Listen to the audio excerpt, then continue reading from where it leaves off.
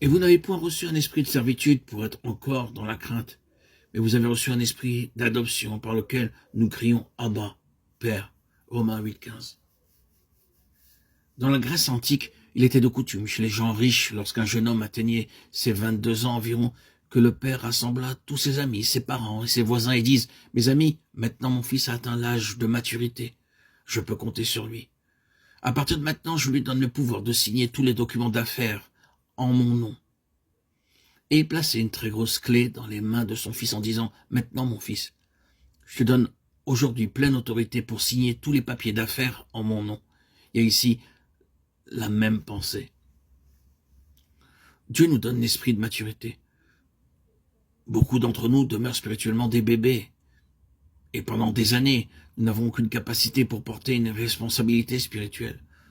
Nous assistons aux réunions, nous asseyons un moment, et nous revenons ensuite à la maison.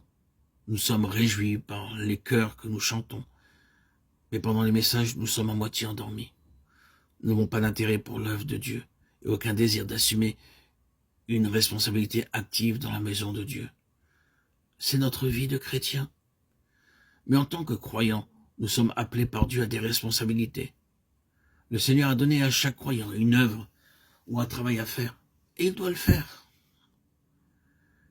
Il en sera comme d'un homme qui, partant pour un voyage, laisse sa maison, remet l'autorité à ses serviteurs, indique à chacun sa tâche et ordonne au portier de veiller. Marc 13, 34.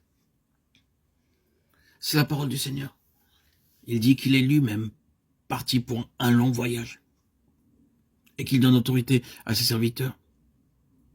Ce qui signifie que les apôtres, les prophètes, les évangélistes, les pasteurs et les docteurs ont le pouvoir d'apporter la parole de Dieu avec autorité. Puis il dit à chacun sa tâche. Le Seigneur Jésus-Christ a donné à chaque croyant un travail à faire, et quand il reviendra, nous aurons à lui rendre des comptes sur les différents talents que nous aurons reçus de lui, que ce soit 5 talents, 3 ou 2. Ainsi, beaucoup de croyants n'ont aucun désir de faire un travail quelconque dans la maison de Dieu. Mais l'esprit de maturité nous est donné pour nous aider à porter le fardeau et à dire par la foi, Seigneur Jésus-Christ, donne-moi un travail, donne-moi une œuvre à faire pour toi. Quelquefois, étant invité dans une famille, vous êtes heureux de laver la vaisselle, de brosser le parquet, de laver les vêtements. Mais dans la maison de Dieu, vous y allez pour y dormir. Vous avez des capacités pour laver la vaisselle, brosser le plancher ou laver les chemises. Mais dans la maison de Dieu, vous ne voulez pas travailler. Si vous voulez croître spirituellement, vous devez avoir un travail dans la maison de Dieu. Vous devez le découvrir par la prière. Seigneur, dites-moi quel est mon travail, quel est mon service dans ta maison. Et je le ferai joyeusement. Ce qu'il dit, faites-le, car c'est ainsi que nous croissons spirituellement par l'œuvre du Saint-Esprit.